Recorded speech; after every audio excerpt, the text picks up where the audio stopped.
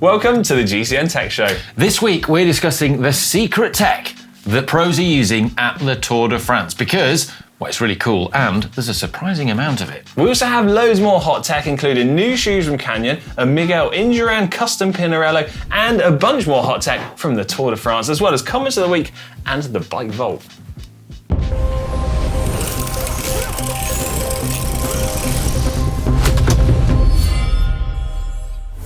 Right, before we talk about secret products that pros are using, the big French bike ride is still in full swing. Yeah. And if you'd like to support GCN, and we need your support more than ever, now we're independent again, well, we've got some big French bike ride merch available at shop.global cycling network. Check it out, both wearing There's still some big French bike ride bottles left as well. Oh. Get in there quick. Yeah. And I've got one down here.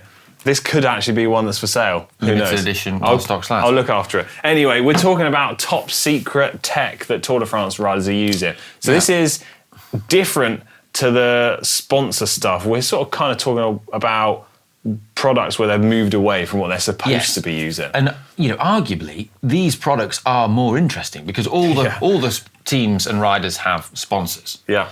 And so if they're using something that isn't sponsor correct, then there's usually a very good reason for that. Yeah. And arguably it can be a bigger endorsement for that product than if they were actually sponsored. Yeah, I mean, there's lots of different reasons that this could be happening. It could be because they deem it to be a performance advantage. It could be that the product or item that they're sponsored by doesn't quite fit them right, isn't quite the right thing, or they just don't get on with it. Like sometimes if you're sponsored by a certain energy drink supplier or something, you might go, well, I just can't use that product. Yeah, or sometimes they don't have a sponsor that fulfills a specific need.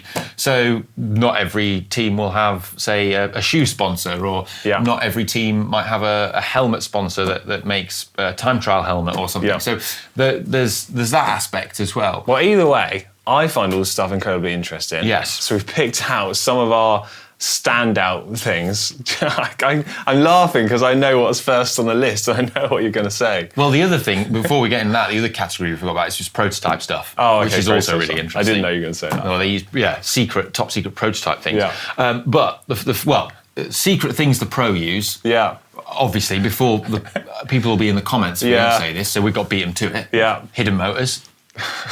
Look, I know we spoke about it before.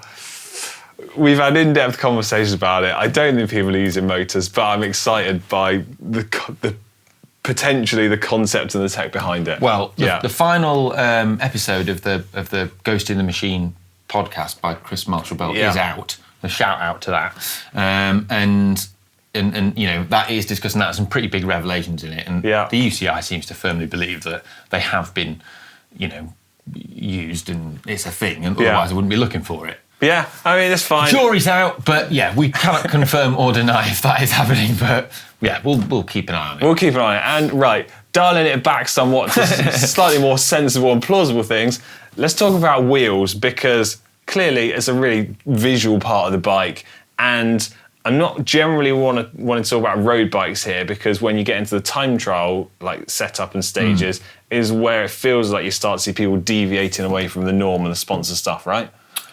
Yes. So one of the big ones is the use of aero coach wheels in time trials. So this is non-sponsor correct stuff. Yeah. So if you look at Evenepoel and Pogacar, 1 and 2 in the TT at this year's Tour de France. Yeah. They were both using aero coach Titan front wheels, and also Pogacar was using the aero coach disc at the back. Interesting, because the brands do make this stuff, but something that just occurred to me is sometimes in the past I've known that teams have managed to exclude time trial equipment from some of their sponsor agreements because it's so specific to individual riders. So there's that as well as a possibility. Yeah. And well, just to be clear, so both of those teams are not sponsored by Aero Coach. No, they're choosing to use it. They've bought those items to use them specifically in that capacity, which you would guess is because they deem that to be a faster piece of equipment than what they would normally use from their sponsor. Yeah, it's generally like a a performance consideration, isn't it? People aren't just going, oh, I want to use that colour. Like, it's because they're set on going fast, right? Yeah, and that disc wheel has a very curious shape, and it has that weird, like, quite unique, like, embossed pattern around. Yeah, it's weird, isn't it? The sort of lenticular disc. I was going to say wavy profile, but that's not really it's kind of it. It's interesting, and the front is just really deep. It's like 100mm deep, that Titan. So. That was a big deep boy. Yeah. Talking about time trials, actually, time trial helmets are where we often see people deviating away from the norm and the sponsor correct stuff. So as you said, some brands might not have a helmet sponsor that does a time trial helmet, or teams have just gone, do you know what, we really need to use this helmet, and then they tape over the branding. Yeah, FDJ is an interesting team in that regard. Their riders, I've seen them using different time trial helmets from different brands that they just cover up the branding.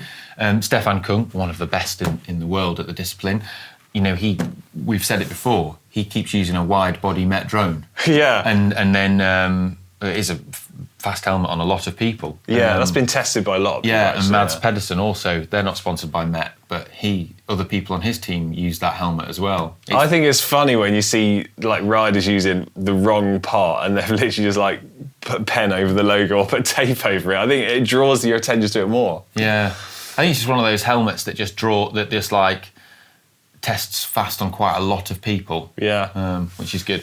Something else I spotted was a new Vision handlebar on Wout van Aert's bike.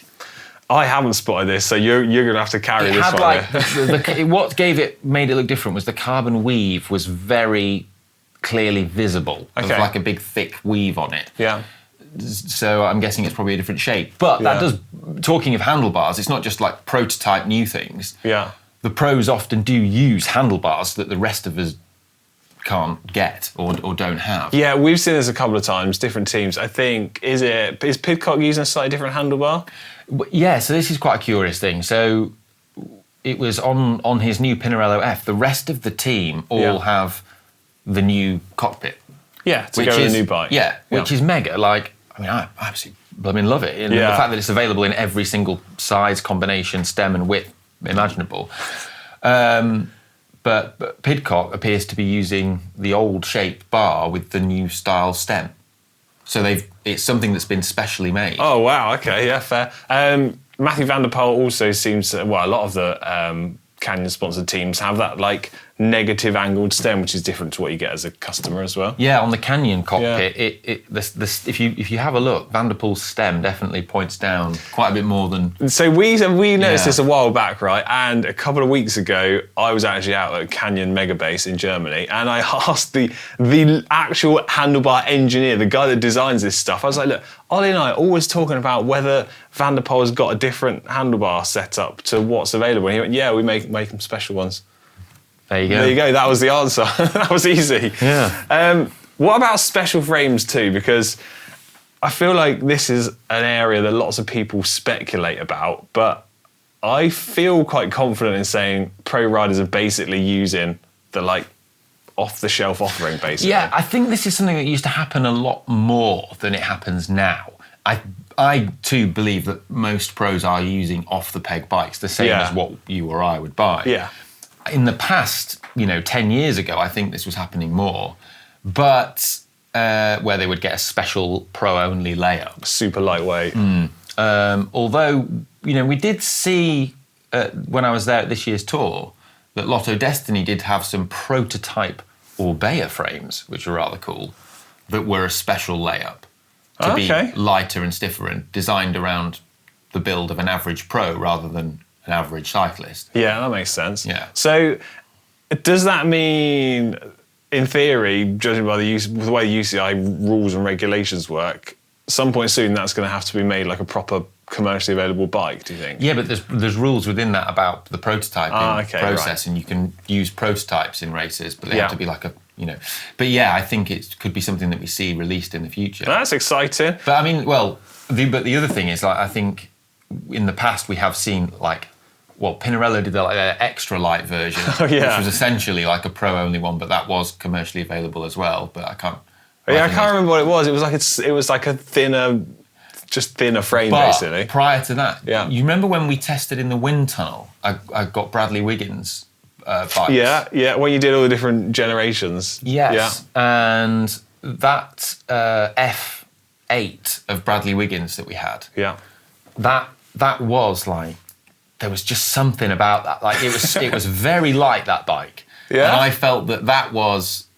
Okay. I felt that could have been like a special one. A special edition. Because it was lighter than it was just noticeably lighter than other Pinarello F8s that I'd seen in the past. Okay. Well, I mean, we can't get through a list like this of top secret tech without mentioning wax chains, right? Oh, yeah. Yeah. So you were out at the Tour de France with Dan just before it started, actually. You sent me the picture of this little note which was written on the chainstay of someone's bike, and you were like, guess whose bike this is? I had no idea. So, I mean, tell the story. Come on. Yeah, it was in the video of Hot Tech at the Tour, if you've not seen it. But Victor Campenaerts is waxing his chain, and there were other bikes that we saw that had wax chains on as well, and those teams aren't sponsored in terms of their lube sponsor by a brand that offers a chain waxing solution. So they're doing DIY solutions. Yeah, and I mean, what I've spoken to mechanics in the past, so I think it's quite telling. But like, Visma Lisa bike, their mechanics do en masse wax chains. Yeah. And you can see like Remco. I've always seen Remco's bike has a wax chain on it. Well, when I did the Visma Truck Tour, the guy was saying they start with absolutely masses of wax chains, and then like halfway through the Giro, they like get a fresh batch in and switch them all out. Yeah. So it's a different workflow though for the mechanics, and that's where it falls down because they're not used to it because they just basically get this thing of they jet wash all the bikes at the end of every stage. Full degrease, full jet wash. Full degrease, full jet wash. That's not how you would treat a wax chain. It's totally different. And so it's a different workflow. So some of the other teams haven't worked out how to. I think also, I don't want this to sound wrong, but I think it's also like a changing of the times, right? Yeah. Like a lot of mechanics are like old school. They've been doing it for like 30 years. Stuck in their ways. Yeah, and like gradually like the tech evolves and you've got to kind of go with the times and evolve with it, right? Yeah, it's a performance game. Yeah. At that level, yeah. You know, why wouldn't you? If you're trying to win the blooming tour. There's actually something about wax chains that I'm going to mention in Hot Tech, but we'll save that for later in the show. Oh, nice. Another one is clothing. Yeah. I mean, like skin suits is a big one because the skin suits make more difference than the bike, arguably. Yeah, it does. Like people, clothing makes more difference. And, a lot of the time, riders are getting their clothing tailored specifically to them. So it's not an off-the-peg item. Yeah, it's not just a size medium, is it? You think, why do the pros always have like really good fitting kit? Yeah. It's like, that's why. But the other thing is, especially in the time trials and stuff, like the brands, they might have a clothing sponsor, but that brand might not make a very good skin suit, or they might not make a skin suit at all. So then they often go to another brand to make the skin suit for them. So, in the past, and this still happens now. So, for example, like Bio Racer and No Pins here in the UK, they make a lot of skin suits that are used in the World Tour that then get just branded up as something. Well, when I was racing, so even at like low-level UCI racing, I don't want to name any names and brands here, but there was a couple of riders on my team that went and got a skin suit made from a company that they knew was a really fast garment, an item, and then just had it printed in all of the team colours and the sponsors and the wrong branding printed on the kit as well. Yeah. And then they turned up at the race and people were like, what are you doing? That's like not our kit. Well, this happened back in the day with Team Sky. Yeah. Adidas did not make a cutting-edge skin suit. They didn't, no. Well, there you go. Right, is that pretty much our list of top secret tech, or energy drinks? I think you mentioned like sports nutrition products. That's an easy one to hide, and it's a thing where like people do have a preference. I just don't like the flavour of that, and if it's or that thing doesn't get on with my gut. And it's something that they've got to eat bucket loads of over the course of 3 weeks. You want to get on well with it, don't you? They're going to have the thing that they like to eat. You don't have to be doing a Tom Dumoulin halfway through every race. That said, I did see a lot of precision kicking around. Yeah, well, I mean, we've experienced lots of different brands. That's pretty easy going, I'm going to say, in terms of flavours and stuff like that. It's very mild on exactly. It's easy to get in, which is kind of what you want, really. Yeah. The other thing I think I spotted is saddles, really. Yeah?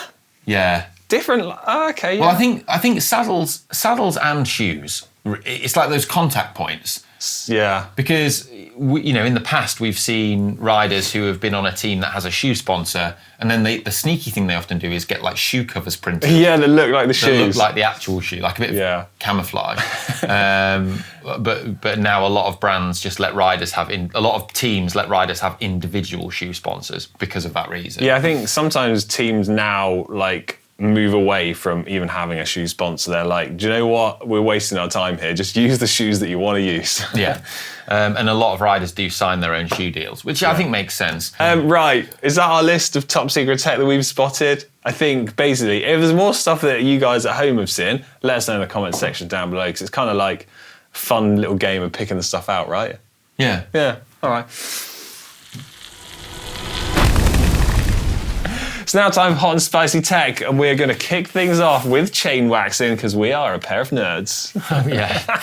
So this was something that was spotted, I think, at the start of the Tour de France. There's a chain waxing machine.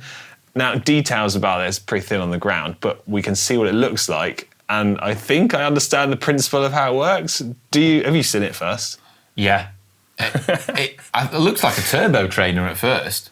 Yeah, apparently it's the next generation of chain waxing from a company called Cyclowax. Yeah. Yeah. I mean, Cyclowax have been sort of quite, innovators in the chain waxing. Yeah. Their whole coming up with the little kit with the melting pot and the little wire thing. It's like... So, I mean, I'm looking at it right now. It looks like a bike stand that has mated with a chain I thought it was a smart trainer when I first saw it. Look, I get the idea. I think basically it heats the wax up, drips onto your chain as you backpedal through, right? So in theory, it removes the hassle for like taking the Does it chain clean off it the as well? bike. I don't know. You're asking me questions I don't know the answer to. I don't know. But good to know you've well researched this particular item on this week's show. There's no information out about it other than like purely speculating. Right.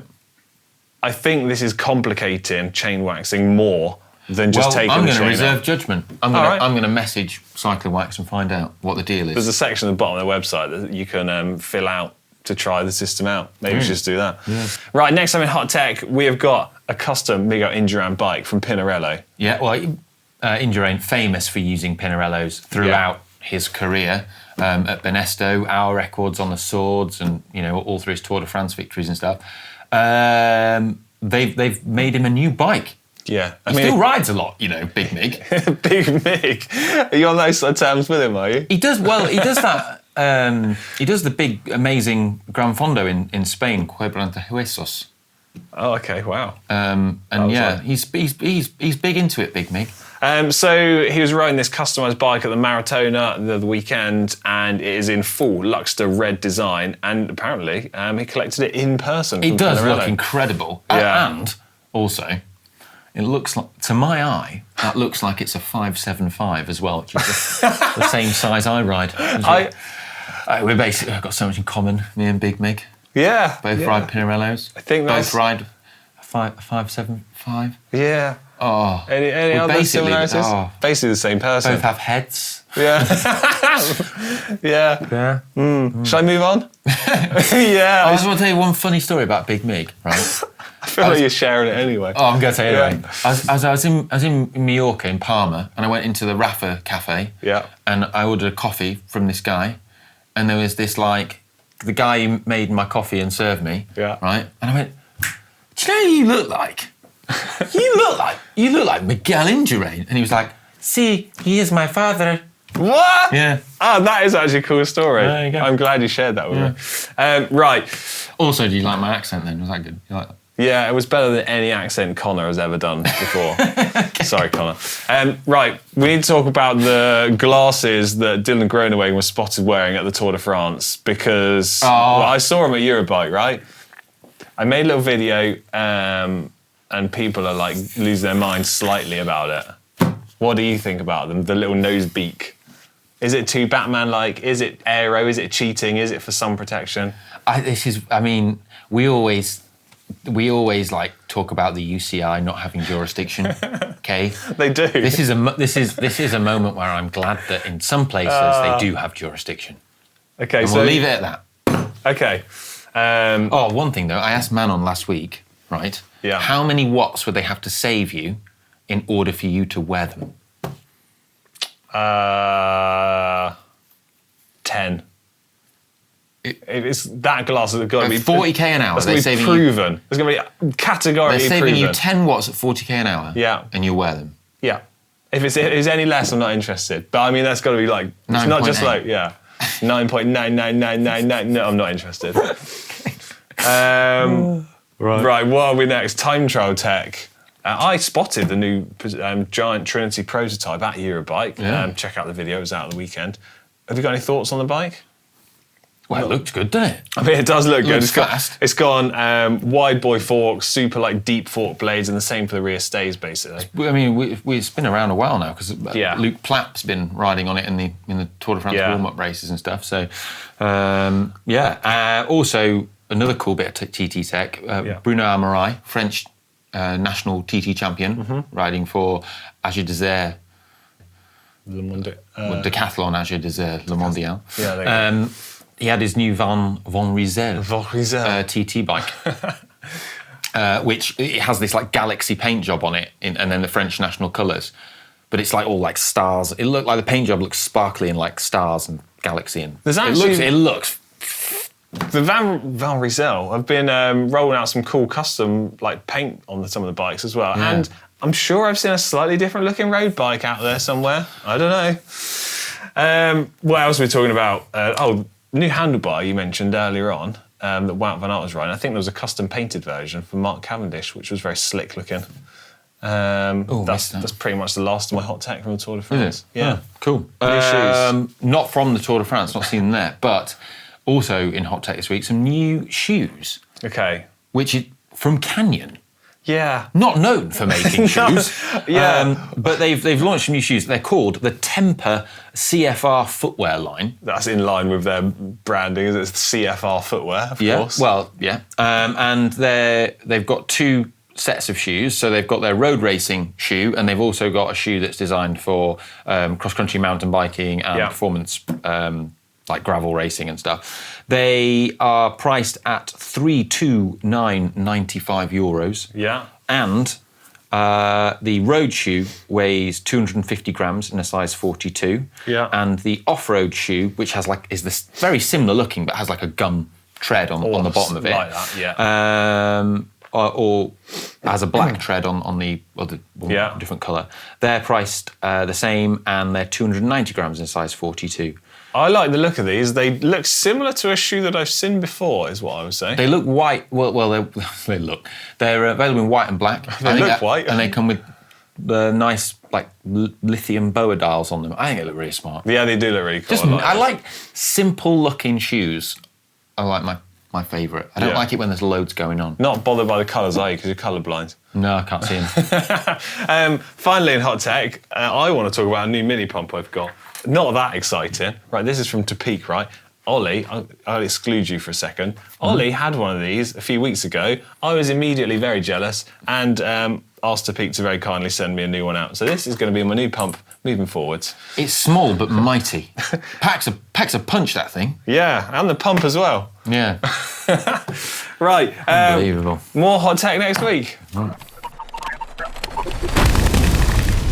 It's time now for comments of the week. These are comments that you've left under videos on the channel over the last week.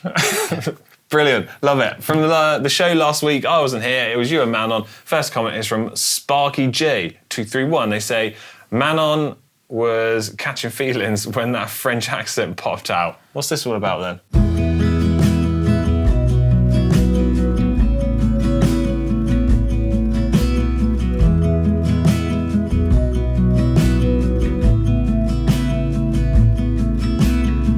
Quite a lot. I mean, I've got 193 likes, that comment. There was quite a lot of comments about this on last week's show. Explain, what happened? Parce que j'apprends le français cette année. I'm assuming you spoke French. Ouais, un peu. Brilliant. Guess we'll lose you to GCN en français then soon. See ya. Peut-être. Peut-être. Right. I don't know what to say because I don't know what you're saying. Okay, don't worry about it. Right. Justin next says, why is it that every channel refuses to mention the cubed bikes of Intermarché Wanty when talking about cheap Tour de France bikes? Those bikes cost €7,600 for a full build, only have a slight modification for the pros. Well, I'm assuming you did mention them. You just mentioned them just then. Yeah, I did then. There you go. Yeah. Well, we said in the talking point, like, if there's something we've missed, pop it in the thing, and that's a great point. Did you manage to miss that one out? I think we might have missed those, but I'd need to take a closer look, because I think once you add on things like the power meter and stuff, you are getting... Probably into the middle tier. Yeah. Okay. Fair enough. They also, thing on their things, they upgrade the tyres. So they often use the TT GP5000. Yeah. I like that. So and wax their chains. Yeah, they do that. Underneath the Truck Tour video, so what team did you visit again? Remind me. So... Lotto Destiny? Yes. Yes. Okay, Christoph won with his first comment. Is this how Alex gets his Dura Ace cranks? Yeah, I just visit trucks and steal all their cranks. Well, no, actually, they go to him. When they run out, they go to Alex's house and say, have you got any more of those cranks lying around? Like a crank drawer? Like a black market supplier, I am. Yeah. And then this question, Apollon Ius Beatsman says, anyone else wish they could smell the truck? No, probably just them. Describe. This is going to be YouTube gold. Describe the smell of the truck. The aroma. It smells clean, but with a slight sort of metallic tinge and a bit of solvent. Okay. Underneath the Eurobike videos, because I don't know if I've mentioned before, I was at Eurobike last week. Conrad1380 says, I could listen to Colin say rubber cover all day. Haha. Rubber cover, rubber cover, rubber cover. Burkhard Ains said, folks at GCN, take these 3 reports by Alex from Eurobike as benchmarks. Don't go back from this. They were outstanding. By far superior to everything I have ever watched. No idea who the selection of content happens. Having been on Eurobike, that selection seems to be very appropriate. Very well appreciated. I, in particular, as well, the density of content. No clutter, no diversion. Still convenient to follow. Congrats. Well, that's quite the review of your Eurobike content. I was mostly appreciating... Burkhard approves. I was appreciating your commitment to sticking to reading the comment out in that style. That's how Burkhard talks. Right, I know we're joking, right? But it is appreciated because we do try blooming hard to make videos that people are interested in, right? Yeah. Like we try our best. So at Eurobike, it is literally just a case of me and Marek, who's filming the show today. We walked around Eurobike and we were like, this looks cool, let's tell everyone about it. Yeah. Times 3 days. It's good fun, actually, looking for cool stuff and just showing people. I enjoy it. Yeah. Okay, that's basically it for Comments of the Week this week. So it's now time for the Bike Vault, and the bell is just down here, don't mind me. Sorry. There we go. How does the Bike Vault work? People can upload their bikes? Yeah, just click the link in the description below, takes you to the uploader, and you can submit pictures of your bikes, and we judge them to either be nice or super nice. If they're super nice, Alex ring the bell. So, first up, we have got... Casper Butlers. Casper Butlers. I don't know what bike this is, but it's very stealthy. It's carbon fibre. Is it? Ultegra. Is that Ultegra 10-speed or 11-speed? Like the previous gen. I love the little teeny cassette. Yeah. I'm into that. I feel like that's super nice to me. Super nice, yeah. It's minimalist. I like it. And I like the coordination of the red on the wheels, on the saddle and the bar tape. It's good. Full metal beams. Rate that. Balf's Bike and Workshop. Like this. Fast forward wheels. Chinelli gravel bike. I think I'm digging it. It's a shame the valves and the tyres not quite aligned, but I can let that slide, to be fair. I'm quite happy letting that slide. Yeah. Yeah? I think we can, yeah. I'm up for that one. Yeah, I like that one. Super nice. Next, we've got Brendan W with a Trek. Is this a Emonda AL, I want to say, I guess? Right, not in Biggie Smalls. It's in Biggie second to Wheels big. are all over the shop. It's like precariously lent against that shrubbery, and the fork is getting rubbed by that blue brick wall. Front doorstep needs a bit of paintwork. It's just he's aligned the wheels, but yeah, I think there's potential here. But there is a lot. It's a beautiful bike. Feels like a rush job, if I'm honest. Yeah. So we're going to say nice. That's it's a rush job. That one, yeah. Okay. Donny Manonium with a Robus. I don't know this brand. What on? Look at that head tube though, and look at the spaces under that stem. That is quite possibly the largest number of spaces I think I've ever seen on a bike. Apart from the one that I bought, the Pinarello. The one that had the steering tube extender on the top. Extender, yeah. Please never ever use one of those in your bike. It's incredibly dangerous. That's a lot of spaces going on there. But that's fine if it makes it fit. What is it lent against? It looks like netting off of a field, like to keep the birds off of the crops. Yeah. Not that I know. I mean, the farming industry. I mean, if a shadow stand is optimum, this is the complete opposite. That is the other end of the spectrum. I mean, what is of all the things that you can lean a bike against, just that. It's almost so far that pile past of the crap. shadow stand. I almost want to celebrate it. Super nice. I don't care. Nice. Yeah. Retro-ish Kurt. With a retro-ish bike. I used to have one of these. Did you? Yeah. Same wheels as well. Oh no, it wasn't. Mine had GPM wheels, not Bontrages. Had that saddle on it though. I normally have a bit of a soft spot for this kind of era and style of bikes, but this one's just not quite doing it for me, I want to say. Yeah. I don't know. There's just something about it that's not got the wow factor. I mean, it's the least photogenic the area. the least kind of aspirational bike ride background. It's like a railway station car park. I'm sorry to laugh, but the bike's good. It looks like it's the kind of place that people go to commit crimes. Well, this submission in the bike vault is a crime in my eyes. Crime against the bike vault. Right, I think, right, what's this one? Recent 60th birthday gift. I don't have the username to hand. We'll put it up on screen. Could have... Wow. A few too many accessories? Gubbins. Gubbins. It reminds me of the start of the Flintstones. Why? Well, he buys the huge dinosaur steak thing. Ah, okay. The ribs, and it goes on the bike and on the car, and it tips the car in. That chain is very stretched, for starters. Oh wow. Treat that derailleur to a longer chain very slightly. I mean... It's got those cool, like, frame couplers in the middle to split the frame apart. This looks like Connor's commuter. Yeah. Doesn't it? Connor's commute to GCN Mega Base. Look, I don't want to... This looks like when you go... Connor, can you do some minimalist bike packing? Yes. Only the bare essentials. Turned out I packed light, guys. Yeah. I think I'm going to have to say nice. Oh, do you know what this is? Go on. it's the folding bike. I just said it's got the couplers in the frame. Sorry, I wasn't listening. Yeah, I was too busy looking at the bags. Nice or super nice? It's a nice, isn't it? Nice, sorry. Right, let's make this the last one. It's from Shoreditch. Wow. Is this a Bastion? It might be, yeah. Pretty special, yeah. Yeah. I really like this. Like titanium lugs. Carbon tubes. Oh, yeah, it's beautiful, isn't it? Yeah, that's it. I mean, it's lent on the wall. Super nice, that one. Super nice. Right.